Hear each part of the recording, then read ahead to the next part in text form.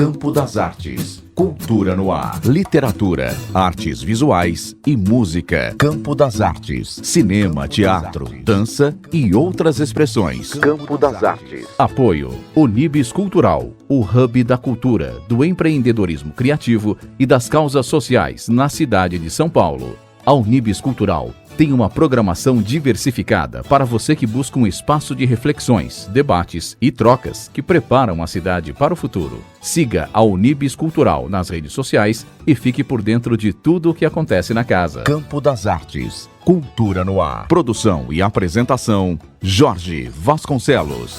Olá, começa agora mais uma edição de Campo das Artes, o programa que conecta as expressões artísticas e culturais ao campo. Neste mês, estamos apresentando uma retrospectiva que mostra trechos de entrevistas que realizamos com diversos convidados. Começamos nesta edição com o diretor teatral da Fraternal Companhia de Arte e Malas Artes e professor de interpretação no Teatro Escola Célia Helena, Edinaldo Freire. Edinaldo Freire, que morava em São Bernardo do Campo, no ABC Paulista, na década de 1970, inicia nessa época um projeto junto aos trabalhadores das montadoras automobilísticas da região, tentando fazer um teatro que se comunicasse com a grande população. Quando a gente fala na ideia do teatro popular, a gente fala na ideia de acessibilidade. Agora, isso tem muito a ver com a contextualização histórica, né? Vamos lembrar que no momento a gente vivia a ditadura militar e que as artes exerciam uma grande resistência à censura, enfim, a tudo aquilo que a ditadura impunha às artes, né? E foi um momento muito profícuo, né? Apesar da censura, foi um momento de resistência. Então, nós já vínhamos com uma ideia de um teatro para a grande massa, digamos assim, a partir do movimento do Teatro de Arena de São Paulo, que já vinha desde 50 e poucos, mas que a partir da década de 60 e depois da Revolução 64, ela ficou mais potente, digamos assim.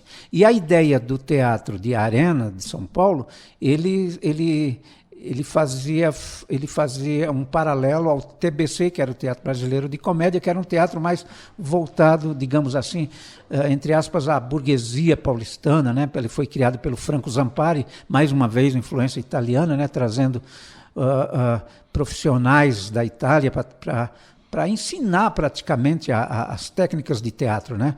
E a gente agradece muito, foi um momento muito importante, mas o Teatro de Arena de São Paulo, ele acaba criando uma vertente de um teatro mais brasileiro, onde coloca o brasileiro em cena. E a partir dessa ideia surgem também alguns movimentos como o CPC da UNE, né?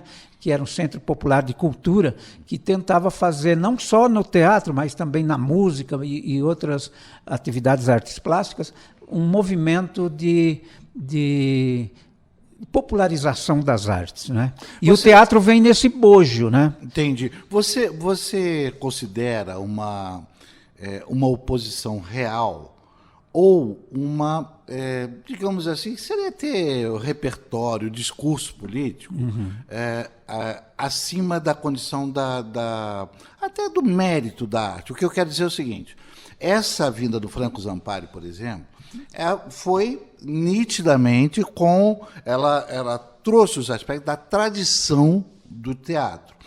Todo esse trabalho advindo de CPC, Teatro de Arena, etc., já tem a formulação, a ideia é um viés popular.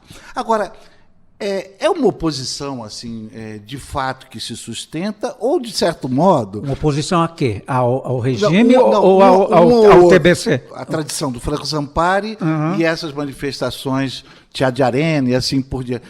É uma oposição de fato, ou são, digamos assim, apropriações de discurso político e assim por diante? Um colaborou com o outro, contribuiu com o outro. Eu acho que nenhum movimento ele é substitutivo, né? Ele é soma, né? E, na verdade, a importância do Franco Zampari, do TBC, é incomensurável na história do teatro, né? Ao trazer profissionais, diretores como Gianni Ratto, enfim, Rogério Jacobi, né? E tantos outros, eles trouxeram com eles também uma escola, né? E de fato contribuíram, e contribuíram né? muito, com as artes no Brasil, e contribuíram muito. No que pese esse teatro ser um teatro de tradição burguesa, porque ele era um teatro, digamos, de mercado, ele era uma mercadoria, né? Quer dizer, era um teatro onde havia a necessidade da manutenção através da venda dos ingressos e tal. O teatro de arena também havia isso, porque é insustentável numa economia... economia de mercado. Economia de mercado não ser assim. Mas havia uma preocupação conteudística, né, digamos assim, né, do teatro de arena, de um engajamento mais político, sim, de resistência ao momento, e um teatro mais voltado para o universitário mesmo, né? E na época o universitário era muito ativo, não só o Arena, como o Tuca também, né? Com a peça memorável, que era Morte e Vida Severina, que faziam trabalhos que, enquanto o TBC fazia um trabalho na linha clássica, digamos, europeia, né, com uma dramaturgia tradicional dos grandes dramaturgos universais, o Arena, em determinado momento, resolveu colocar o homem brasileiro em cena, né?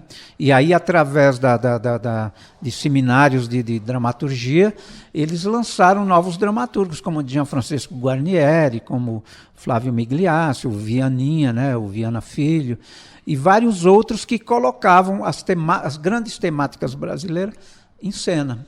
Eu acho que a diferença do TBC para o Arena era essa, é que o Arena estava mais preocupado em criar uma dramaturgia brasileira nacional, né? Edinaldo Freire, ele é o convidado desta edição do programa Campo das Artes. Edinaldo Freire, professor de interpretação no Teatro Escola Célia Helena. Vamos voltar ao início da conversa, porque diz muito respeito aí ao amadurecimento do seu trabalho dramatúrgico, do trabalho junto ao teatro.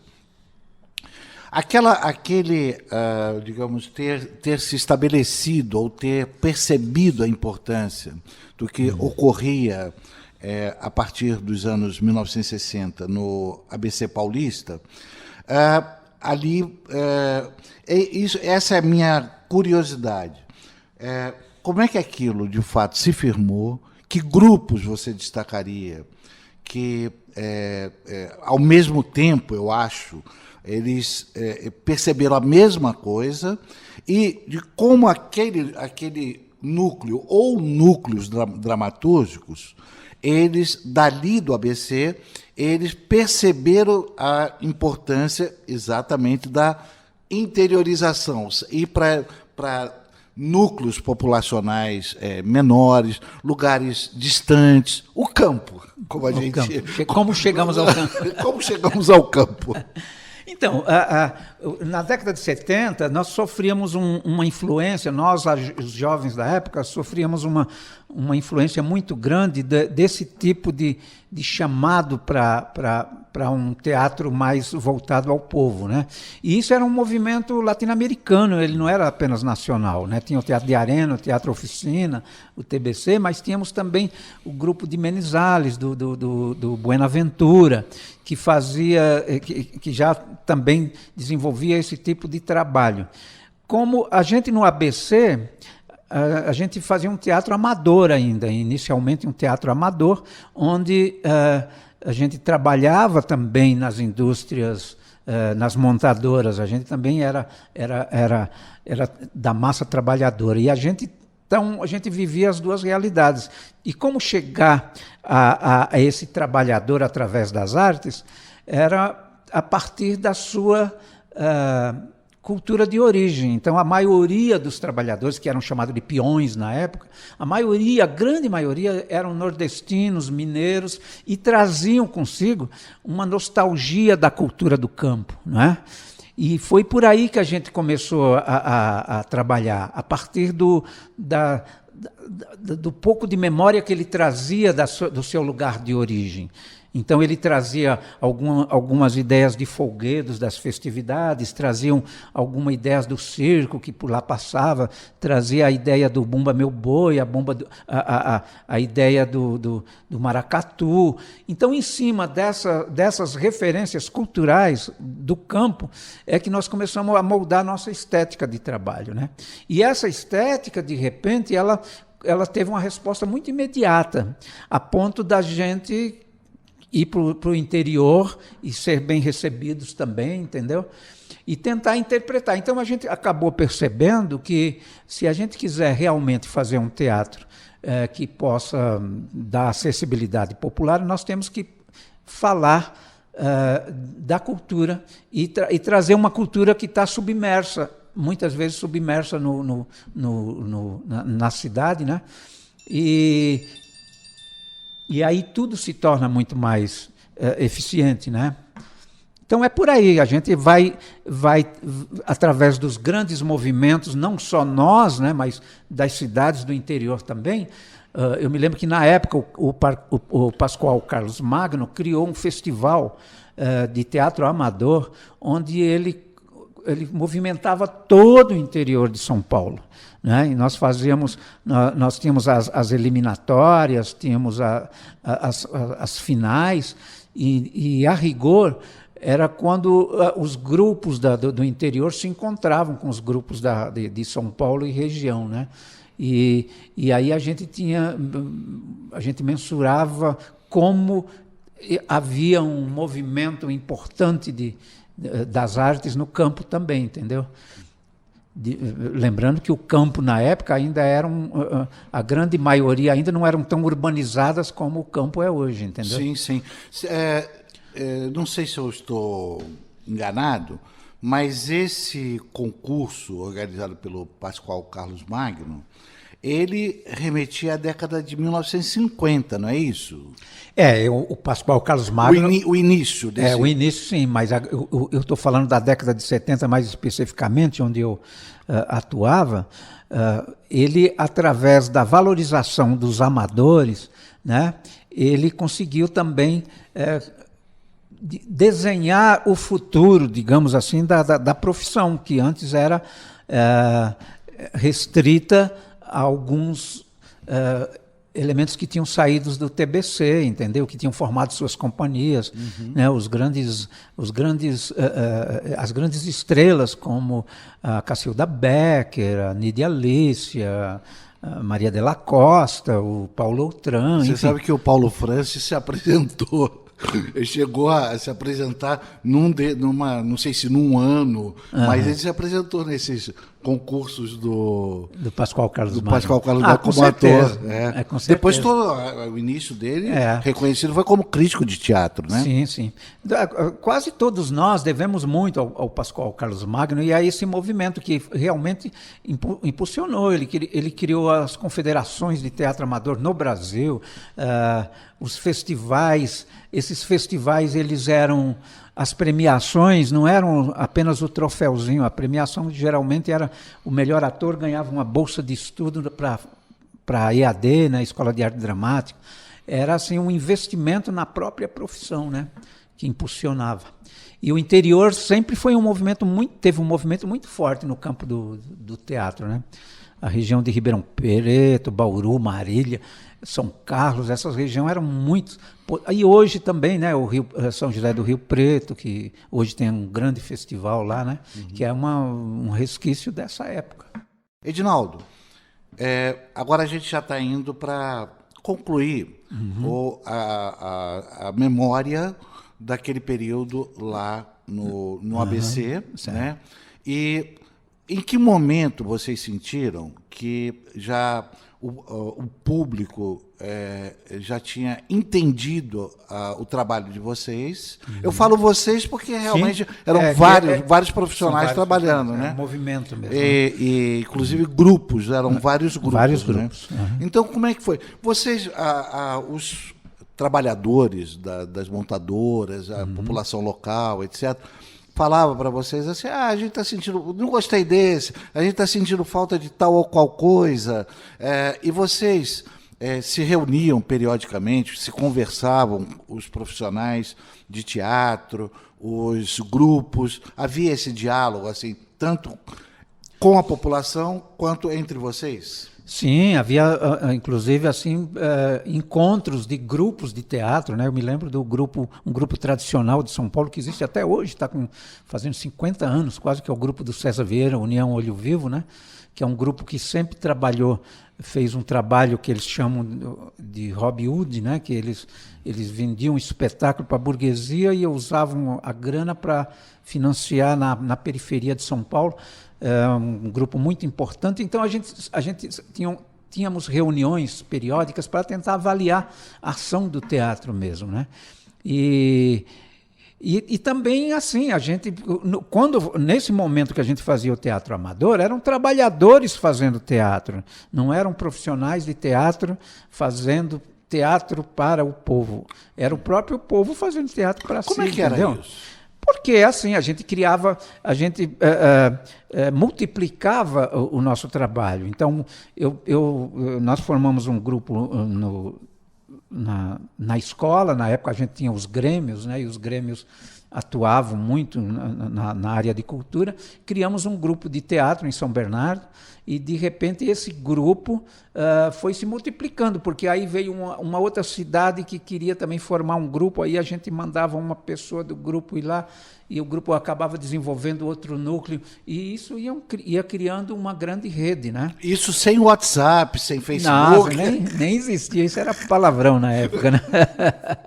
Então havia esse movimento, sim, entendeu? E a gente percebe que em determinado momento o teatro ele impulsionou muito essa questão, né? Mas a gente também, com o progresso, com a chegada das redes sociais, começou também a haver um esvaziamento, né? Porque as necessidades começaram a ser outras e tal, né? Mas a nossa grande preocupação era quando eu digo nossa, eu digo assim, principalmente dos grupos que eu atuei, era de tentar criar uma poética brasileira de interpretação, onde a gente pudesse, de alguma maneira, tentar continuar com esse trabalho de acessibilidade, principalmente atingindo pessoas que nunca foram ao teatro. E aí, a partir de 75, eu fui convidado para participar de um grupo profissional chamado Grupo Mambembe, que era liderado pelo Carlos Alberto Sofredini, que tinha uma pesquisa em cima do circo-teatro. E foi aí que eu larguei totalmente o meu trabalho na fábrica tal, e vim para viver só de teatro, né? Fábrica é a montadora de automóveis. Montadora, a Scania. Eu trabalhei na Scania. Né? Trabalhei na Scania. Sim. E aí eu comecei a me dedicar totalmente ao teatro profissional a partir de 75, né? A minha fase amadora foi de 68 a 75. Uhum. E então, eu trazendo toda aquela experiência de lá e trazendo todo aquele conhecimento acumulado a respeito da cultura popular, a gente foi também tentando interpretar uma outra atividade teatral que existia na época, que era o circo-teatro, né? Que também falava uma linguagem para o povo. E aí a gente foi ao circo para tentar aprender essa linguagem, né? Mas o que era? Como é que vocês entenderam, perceberam e assumiram essa ideia de valorizar o circo-teatro? O que é isso? Por exemplo, tem a ideia do circo, ela remonta a muitos anos. Muitos né? anos. Uhum. Mas houve uma apropriação por parte dos atores, da comunidade do teatro, em usar, seja linguagem, equipamento, a estética. Né? A estética. Uhum. Aí houve isso, e isso foi uma coisa, um contexto internacional que houve isso, ou foi uma coisa mais local aqui de vocês? Eu não sei se foi só local, mas acontece o seguinte, existe uma nostalgia de quem faz teatro de voltar às suas origens. E qual é a origem do teatro? A origem do teatro é o rito, é a apresentação ao ar livre, ela não depende de edifícios, de repente, específicos para isso. Tem vários filmes não sei se mais de um, mas que eu não me recordo o nome, mas que ele é de uma beleza, exatamente tratando disso, do Bergman. Certo. Lembra que tinha a carroça lá? Eu acho que é no Sétimo Selo que ele vê a morte, né? O Fellini também tem muito isso, né? Então, e aí em determinado momento você se cansa de fazer teatro, aquele teatro que a gente chama de edifício teatral. Então você quer fazer um teatro que possa chegar mais próximo possível do povo. Aí comum esse cansaço? Comum. Eu acho que querer voltar às raízes. Eu acho que é comum para quem tem como perspectiva cada vez conquistar mais adeptos, mais público, né, e tal. E aí a gente tinha na época o circo como um grande acontecimento artístico em que o povo frequentava. Uhum. Então é lá que nós queremos conhecer qual o mistério que o circo tem, que consegue fazer através porque o circo, a gente conhece o circo de variedades, né? Os malabares, o trapézio, aquelas coisas todas, mas antigamente, porque hoje não mais, mas antigamente existia o circo-teatro. E o circo-teatro, eles montavam melodramas, né, como o Conde de Monte Cristo, eram adaptações do romantismo francês e tal.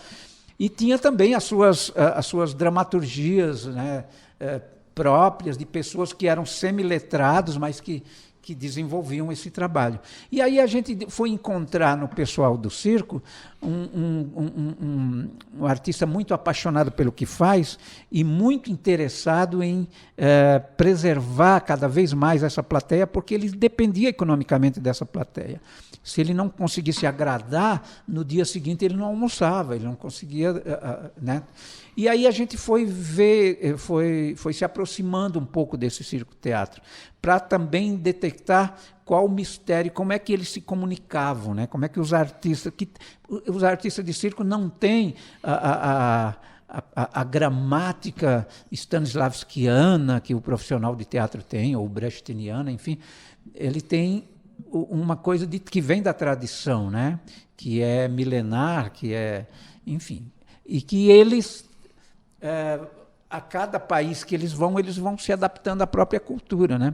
E aí o pessoal do circo, eles eram memoráveis as montagens de Paixão de Cristo, as melodramas e tal, né?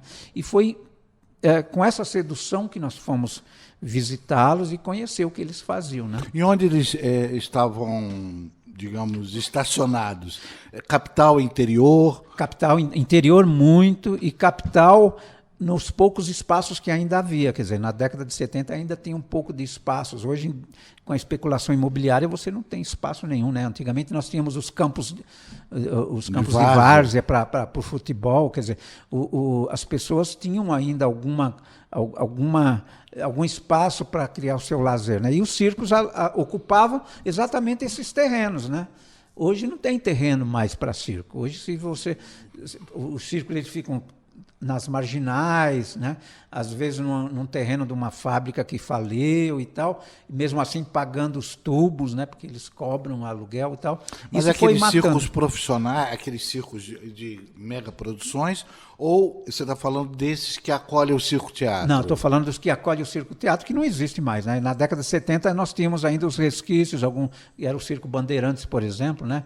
Onde nós íamos para pesquisar a forma de comunicação, como é que eles chegavam ao povo, né? Como é que o povo ia e recebia, né? E nós, enfim. Então a gente se interessava por esse espaço, assim como se interessava e se interessa hoje também pelo espaço público, né? Fazer o teatro de rua, que a gente chama, né? Onde depois, no final, você passa um chapéu para tentar pagar suas despesas de transporte, coisas desse tipo, né? Edinaldo Freire, no campo das artes. Edinaldo, Eu tenho muita curiosidade de saber como é que era a troca de pessoas que tinham, por exemplo, a informação Stanislavskiana? Isso, obrigado. Erudita. Erudita, brechtiana e assim por diante.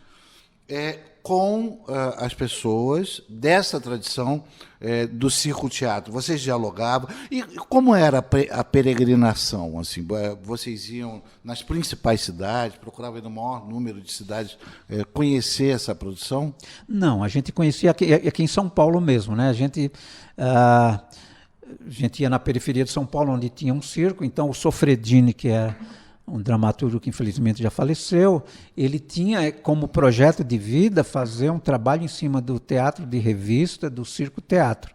E aí ele entrava em contato. Nós tínhamos em São Paulo, aqui no Largo do Paissandu, tinha um bar onde toda a classe se reunia às terças-feiras, me parece, a classe circense.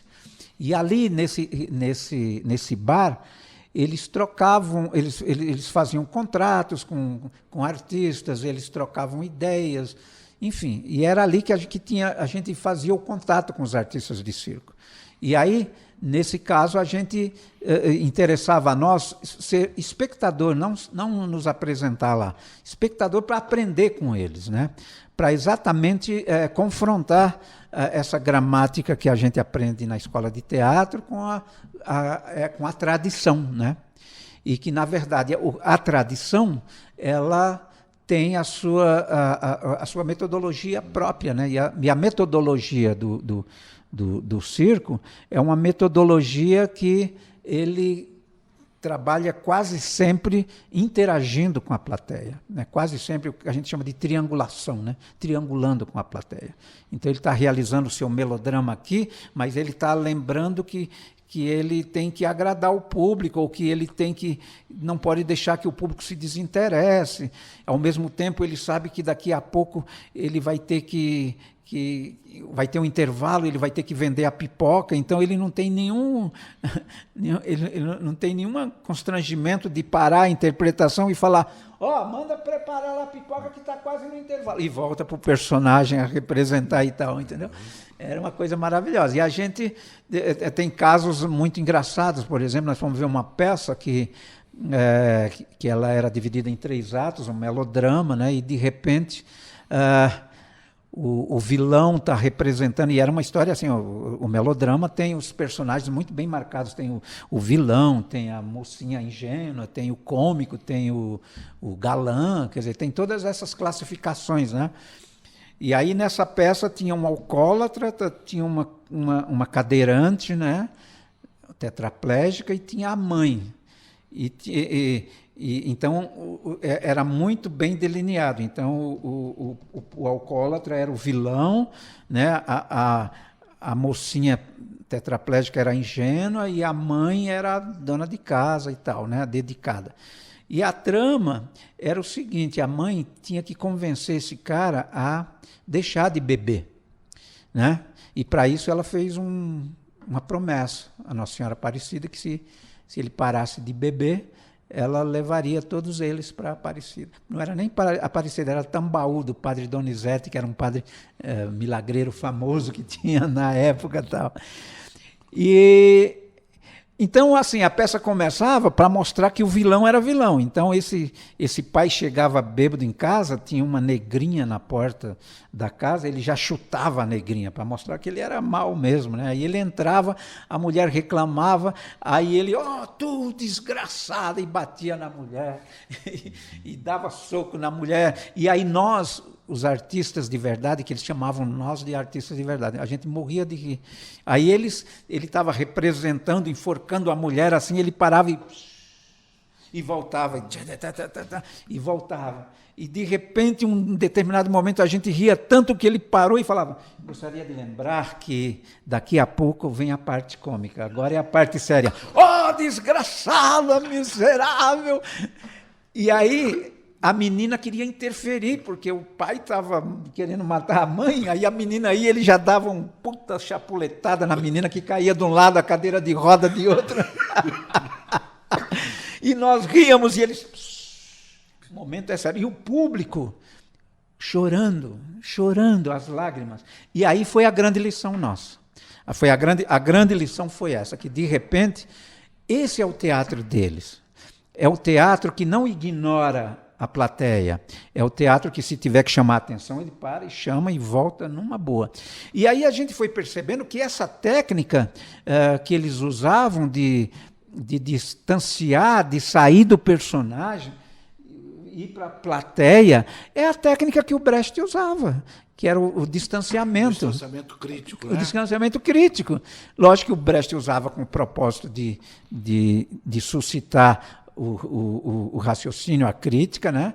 Mas é o mesmo processo, quer dizer, é a mesma técnica de distanciar do personagem e voltar para o personagem.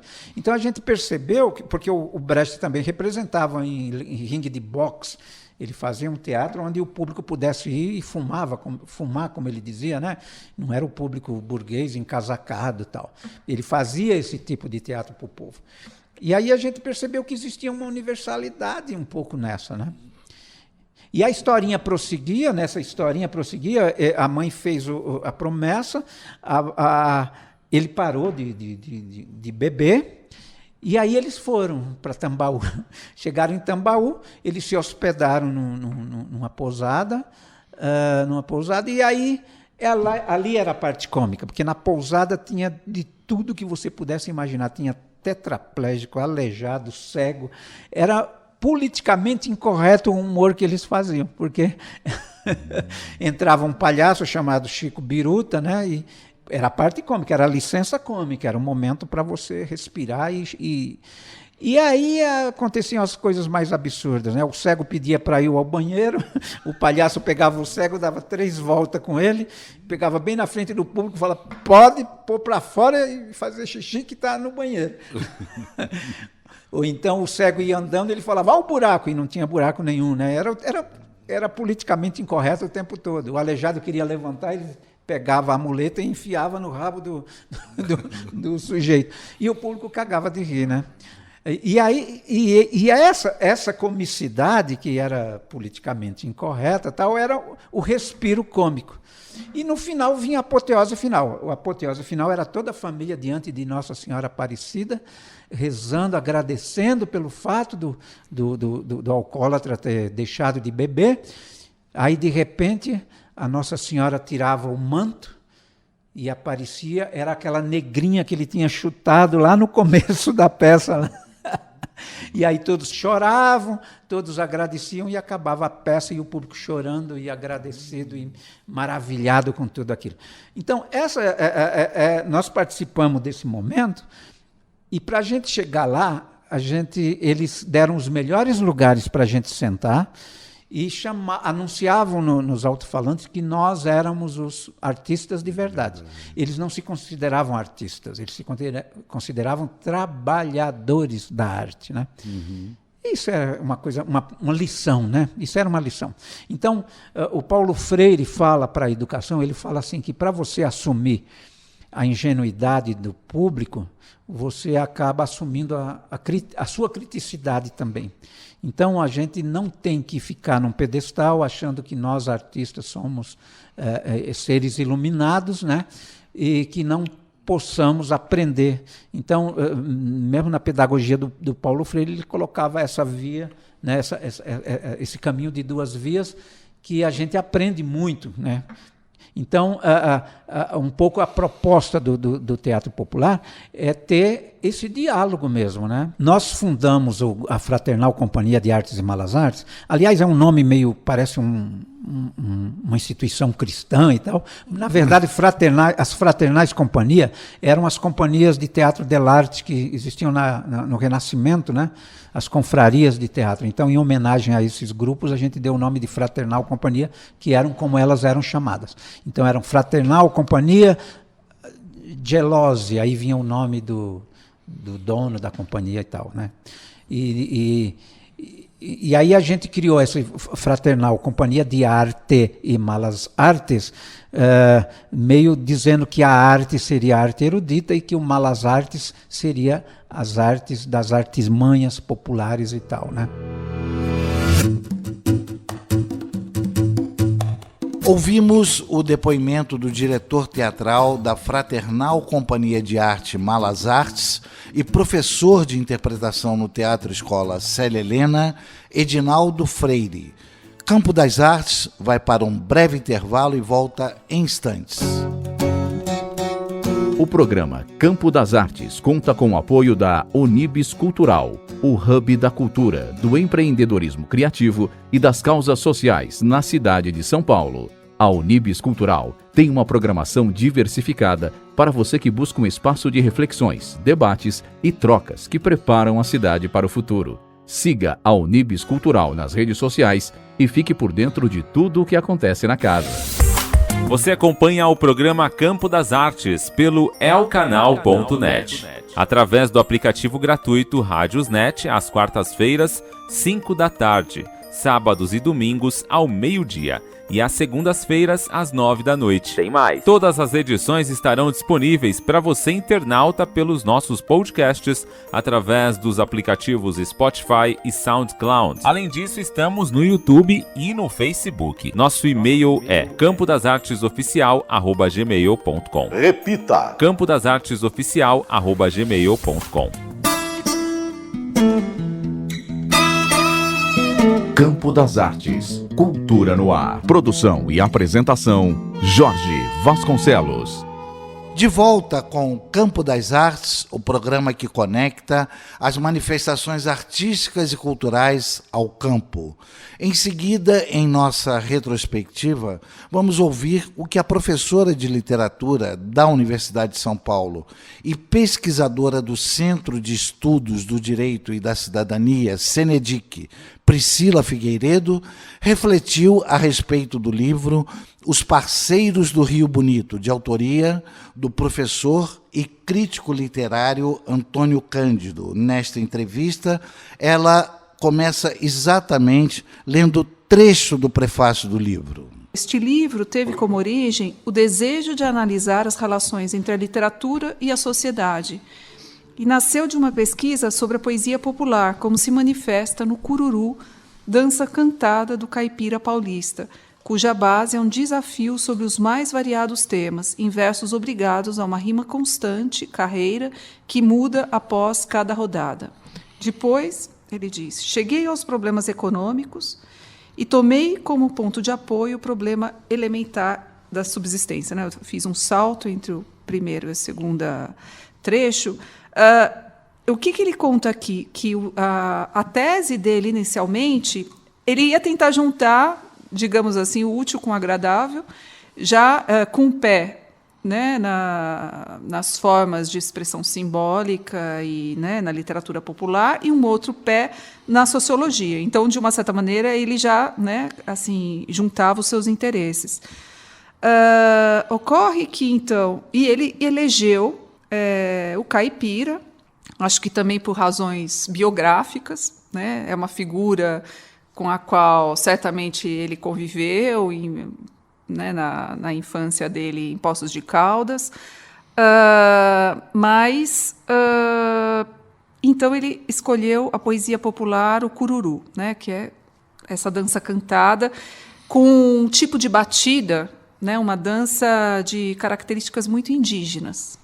Porque o caipira é, como ele vai dizer depois, muito a partir na esteira do Sérgio Buarque de Holanda, nos estudos que ele fez do bandeirantismo, das monções, é um produto do ajuste, o caipira é um produto do ajuste do colonizador português aos meios ínvios do sertão, né, digamos, a um meio natural completamente novo, né, e para esse ajuste foi necessário o uso de técnicas indígenas, né, a proximidade com o aborígene, o indígena, foi importante para esse ajuste. O Antônio Cândido escolhe o cururu, acontece que ele vai se dando conta de que os materiais que ele analisa, porque é uma dança cantada, né? Então, da poesia, da parte poética propriamente do cururu, esses materiais mostram diferenças entre si. Ele vai colhendo, fazendo uma colheita.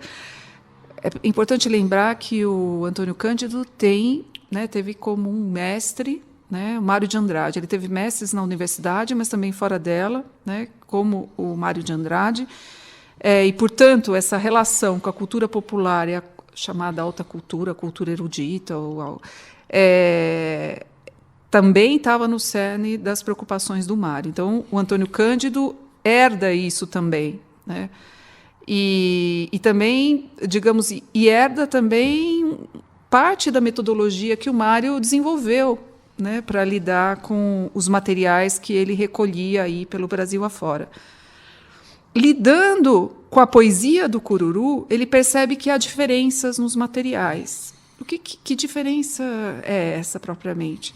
A gente pode dizer que ele se deparou com algo que um sociólogo, que era muito, claro, até hoje é o pai da sociologia, propriamente, no século XIX, o Durkheim, chamaria de individualismo negativo. Individualismo negativo porque não é no sentido positivo da autonomia do indivíduo moderno, né, da vontade livre, não é um individualismo nesse sentido, mas o individualismo que significa antes o isolamento, um desgarramento do indivíduo em relação à comunidade. Então, o Antônio Cândido vai percebendo traços desse isolamento, traços desse individualismo, digamos assim, negativo. E aí ele faz uma relação que ele vai verificar que está certa, né, no contato ali realmente com os caipiras que ele elege para fazer a pesquisa empírica. Ele percebe que, bom, os materiais que mostram um nível maior de individualismo na poesia, em que, digamos, o conteúdo, os conteúdos mais coletivizantes, comunitários, parecem estarem, digamos assim, em menor grau, né, do que os elementos mais individualísticos, deve corresponder a momentos mais contemporâneos. Ou seja, quanto mais antigo o material, mais ele tende a formular, a dar expressão a vínculos de solidariedade, a vínculos comunitários e tudo isso. Quanto mais recente o material, mais se notava, né, a presença desse individualismo. Então, o que ele... Bom, ele intuiu que essa sociedade devia estar em crise, né? Devia estar aí acontecendo alguma coisa. A ideia aí de comunidade talvez estivesse em crise. Até então, muito provavelmente, não teria sido tratada essa crise ou detectada, sim. Que essa detecção merecesse um aprofundamento, uma visão de análise, né, do fenômeno. Exatamente. Né? Você vê que ele... você vê aí um tino do crítico literário, né, de analisar, está lá lidando com uma forma poética.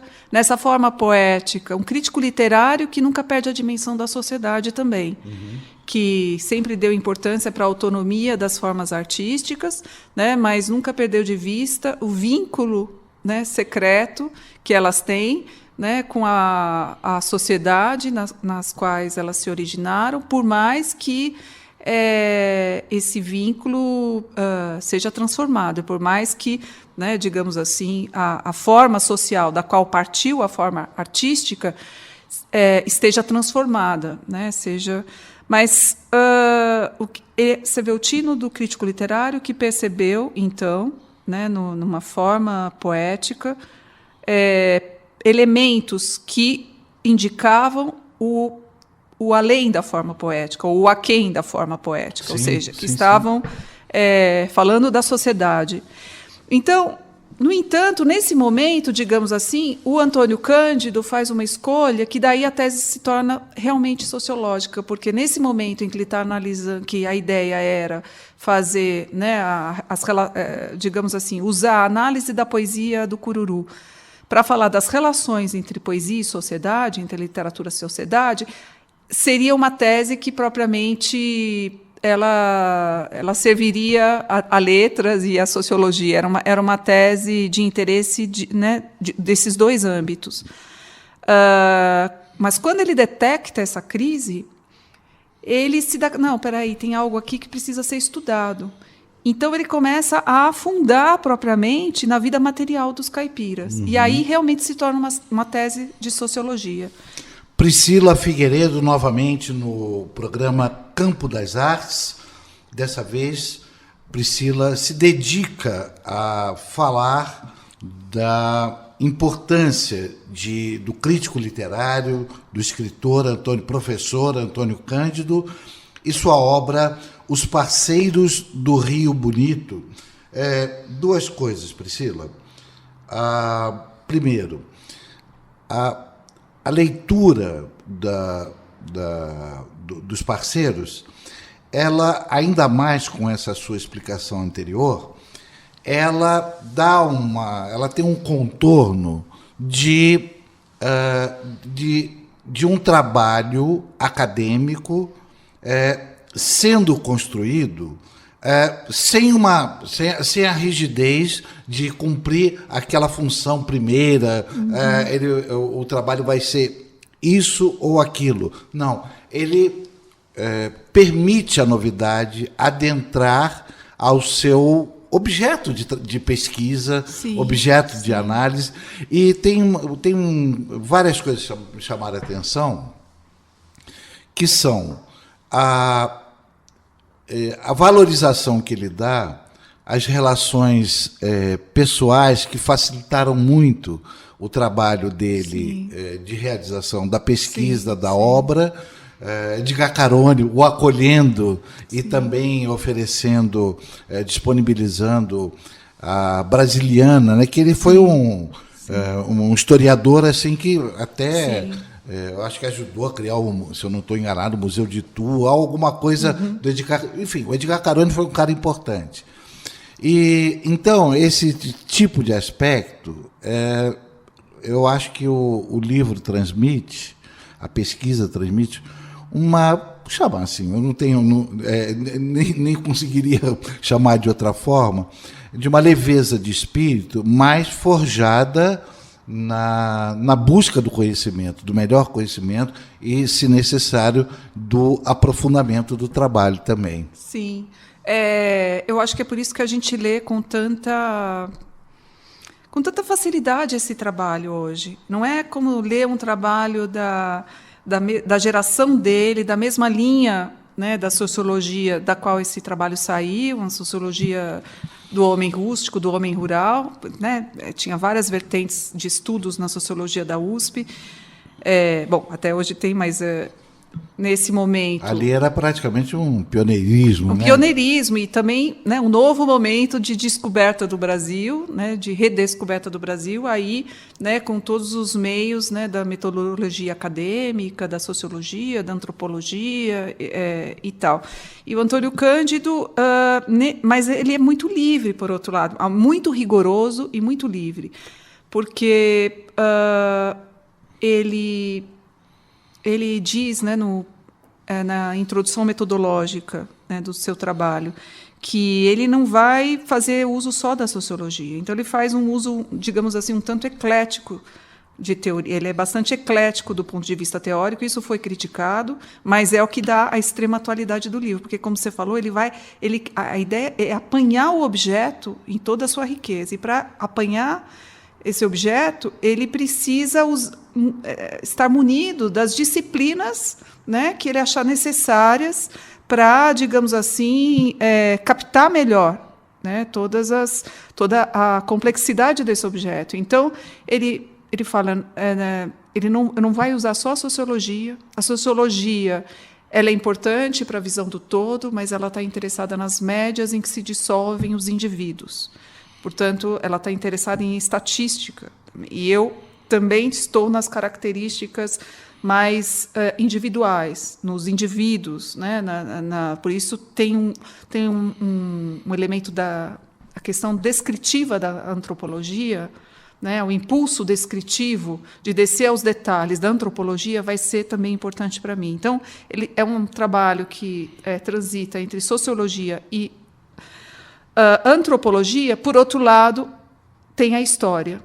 Então, ele faz toda uma reconstrução também da história dos caipiras, que não é fácil de fazer, porque, como ele diz, a história trabalha com documentos, e os documentos são das classes dominantes, são, sobretudo, né, os deixados, né, pelos que assim, venceram a história, digamos assim. E também a importância do trabalho etnográfico, né? Sim, exatamente, que está dentro dessa, digamos, a vertente antropológica. Então, ele lê os antropólogos, funcionalistas, inclusive, mas também já tem as estruturas de parentesco do Lévi-Strauss, né, o Malinowski, a Audrey Richards, um trabalho da Audrey Richards sobre fome. Mas dá para se perceber a firmeza, né, o elenco de conhecimento que esse homem tinha. Sim. Porque eu acho que, ao mesmo tempo que avançava, eu acho que ele, provavelmente, eu imagino, ia, como dizemos hoje, ia linkando com o conhecimento prévio que ele tinha. Exatamente. E certamente devia ser cada vez mais estimulado. Exatamente. Né? Um conhecimento de cultura. Ele tinha muito interesse. A ideia era estudar a poesia popular, ele tinha muito interesse pela cultura do povo, assim, não só, né, ele era um homem muito erudito já, né? É importante lembrar que, enquanto ele está fazendo Os Parceiros do Rio Bonito, ele está, quer dizer, há uma coincidência em muitos anos da escrita da formação da literatura brasileira. Uhum. Então, ele está fazendo duas obras monumentais e que não deixam de ser obras, de uma certa maneira, de interpretação do país, por mais que uma pareça muito localizada, a questão do caipira e tal, e por mais que outra trate da literatura, mas não deixam de serem obras importantes, né, para a interpretação do país. Ele está compondo essas obras mais ou menos paralelamente, fazendo trabalho de campo que ele começa em 47 e vai fazendo em vários anos até 54.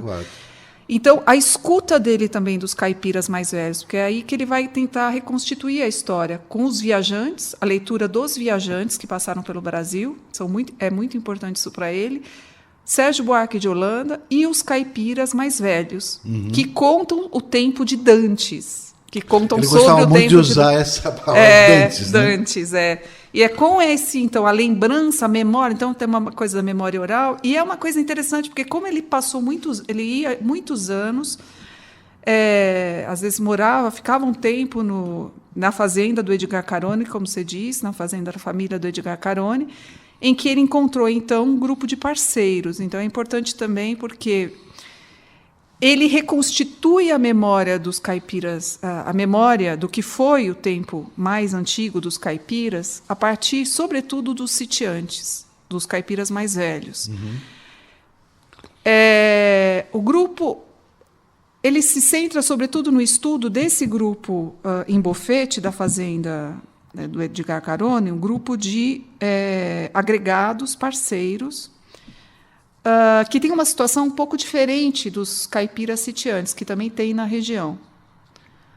A diferença é que um sitiante tem uma propriedade, tem uma pequena propriedade. O parceiro trabalha na fazenda num regime chamado parceria. Tem uma parceria, como ele diz em certa altura, parceria de 20%, parceria de 30% e a parceria de 50%, que é o meeiro. A parceria de 20% é 20% de tudo que eu rocei, né, e cultivei, é minha, né, então é do camponês. A parceria em que eles estavam era uma parceria, acho que de 30% a 40%, portanto, isso mostrava uma decadência da fazenda. Quanto menor a porcentagem a que tem direito o parceiro, isso indica uma força maior, indicaria, digamos assim, uma força maior da propriedade. Sim. Então, por outro lado, ele identifica que esses parceiros estão em situação muito grave de reprodução da própria vida. Para fazer, então, a análise do presente, ele precisa pensar o que foi o passado. O que é a cultura caipira, digamos assim, no seu momento de equilíbrio?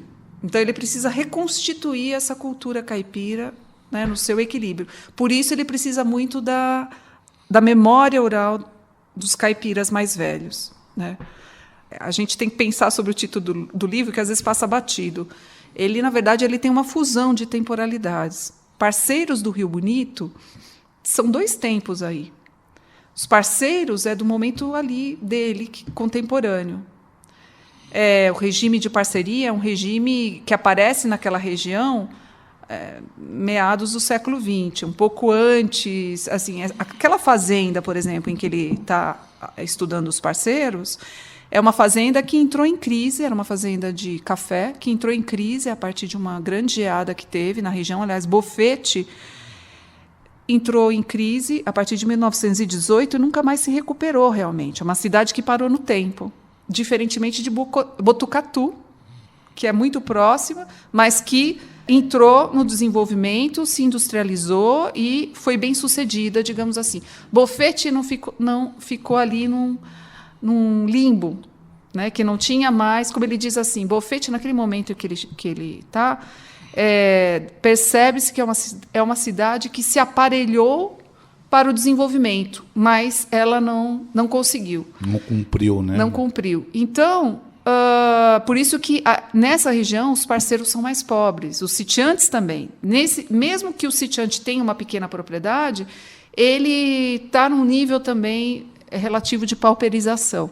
Mas o que eu ia falar é que o título Parceiros do Rio Bonito, então, ele funde 2 tempos, porque parceiros é a situação do caipira naquele momento, mas Rio Bonito é o nome que a cidade tinha até o começo do século XX.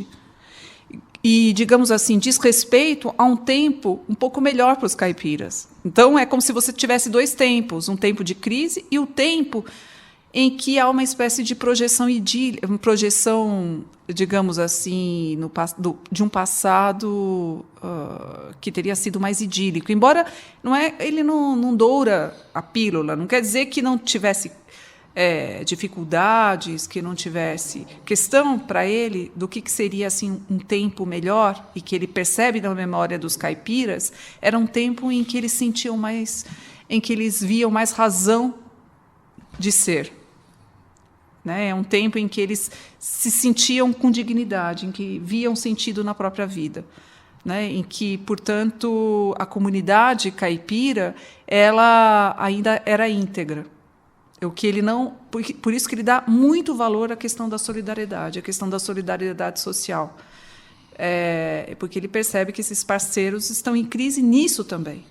Então, aí a partir disso, vai puxando fios que nos levam a pensar no presente, porque nesse sentido, é um livro muito atual. É um livro que eu diria assim, que o assunto dele básico é a fome e a anomia social, que são aquilo que ele fala. A cultura caipira ela se desenvolveu de uma tal forma com o fim da cultura bandeirante, porque ela é o resultado do bandeirantismo, que durou do século XVI até o século XVIII, final do século XVIII. A cultura caipira, ela é uma cultura de mínimos, uma cultura de mínimos vitais e mínimos sociais, ou seja, que desenvolveu técnicas de satisfação das necessidades e também um certo tipo de sociabilidade. Quer dizer, o homem precisa dessas 2 coisas para viver. Até porque a solidariedade social é importante para você desenvolver as técnicas que vão te ajudar ao trabalho coletivo, mutirão, no caso do caipira, que vem dos índios, técnicas que vão te ajudar a satisfazer as suas necessidades. Ouvimos Priscila Figueiredo, professora de literatura da Universidade de São Paulo e pesquisadora do Centro de Estudos do Direito e da Cidadania, CENEDIC. Em sua abordagem, tratou da obra Os Parceiros do Rio Bonito, de Antônio Cândido. Esta edição de Campo das Artes fica por aqui. Campo das Artes, o programa que conecta as manifestações artísticas e culturais ao campo, volta na próxima quarta-feira, a partir das 17 horas. Até lá! Campo das Artes. Produção e apresentação, Jorge Vasconcelos. Campo das Artes. Apoio, Unibis Cultural, o hub da cultura, do empreendedorismo criativo e das causas sociais na cidade de São Paulo. A Unibis Cultural tem uma programação diversificada para você que busca um espaço de reflexões, debates e trocas que preparam a cidade para o futuro. Siga a Unibis Cultural nas redes sociais e fique por dentro de tudo o que acontece na casa. Campo das Artes. Cultura no ar.